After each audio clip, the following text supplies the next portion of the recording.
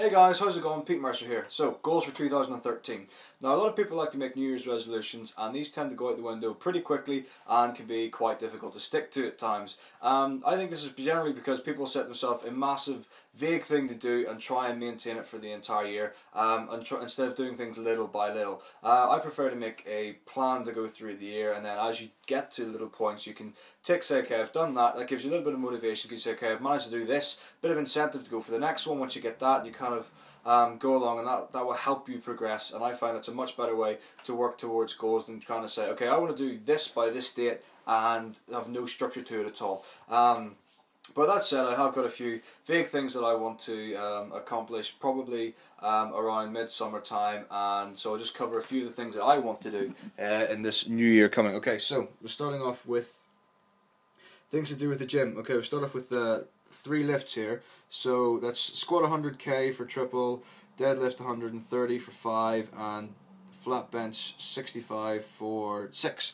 So that's basically what I'm doing. Those are my heavy day lifts at the minute. So when I'm doing heavy lower, it'll be squats and sumo deads, and then my heavy push day will be the flat bench press. Now, I'm pretty happy with how my leg workouts tend to go the best, followed by my back, and then push is always the worst for me by a long way. But still, because I really enjoy doing the leg lifts, I really want to build up those lifts, because I haven't done high bar back squats much in compared to things like flat bench and deadlift. So that's something I really want to bring up and try and get my squat a lot closer to what I'm deadlifting at the minute. So that's a big one for me. I really like, honestly, I mean, the squats are just a great movement overall. That's something I really want to work on. So in pairing with that, I want to get my deadlift up. My flat bench is by far my weakest movement. Not in terms of the amount of weight I can shift, but for the consistency that I can move it in terms of reps and sets and things like that. So that's something I really want to work on, because in terms of push days, I tend to have a lot more bad ones of them compared to pulls and lowers. So that's something I really want to focus on, as well as getting better chest workouts, essentially. So that's one thing.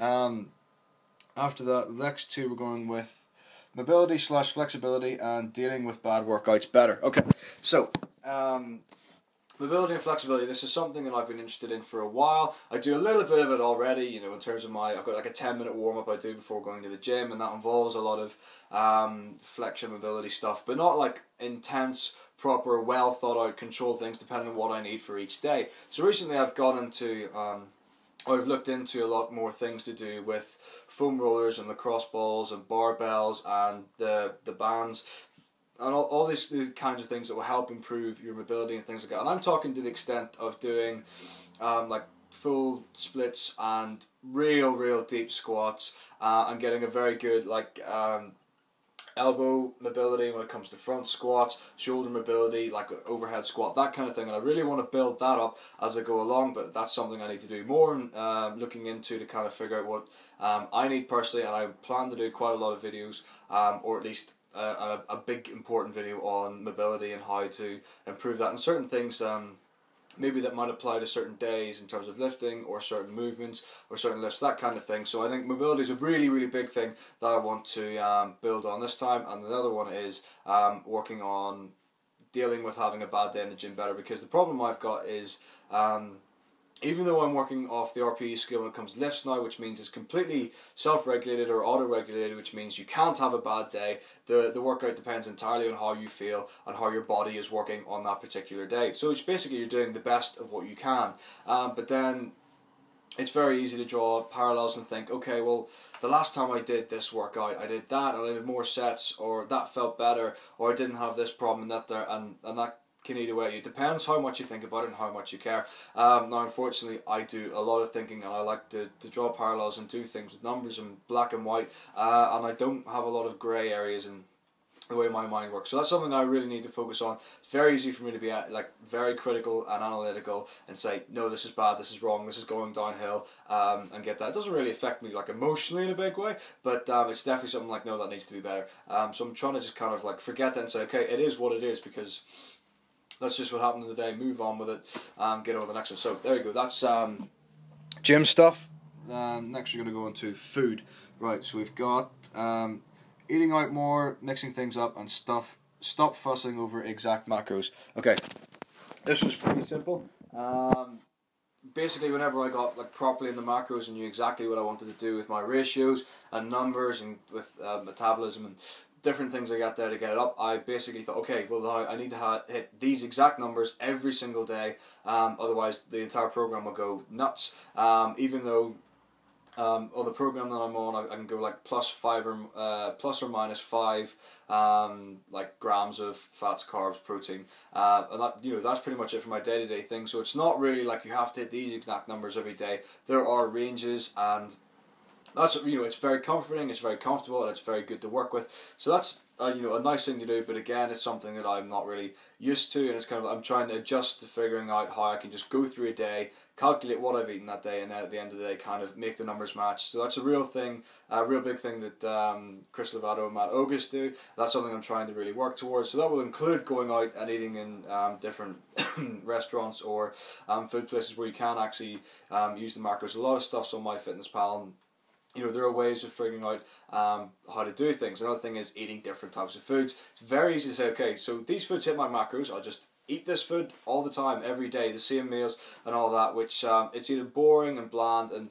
people make fuss about not having variances in your diet, and that can cause the negative things and blah blah blah, but I'm not a massive advocate of that. But regardless, it's still good to have different foods and different things like that there. So that's something I want to work on, and like expanding my palate, if you will. And then the last one was stop fussing over the exact macros. So bang, there you go. Right, last thing, we're going with general stuff, because this video is going to be quite long. Okay, so get shredded, graduate, and enjoy life. Very simple.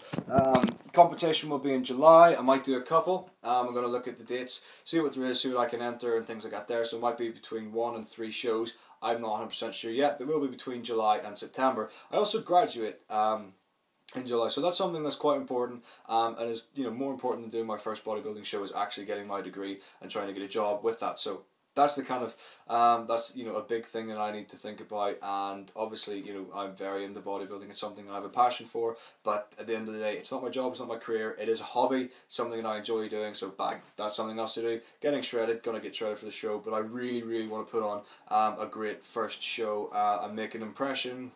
And the rest of it, everyone wants to win, competitive, blah blah blah, all that good stuff. And then the last one is enjoy life, because it's very simple when you get bogged down in details when it comes to things like food and nutrition and working out all the time.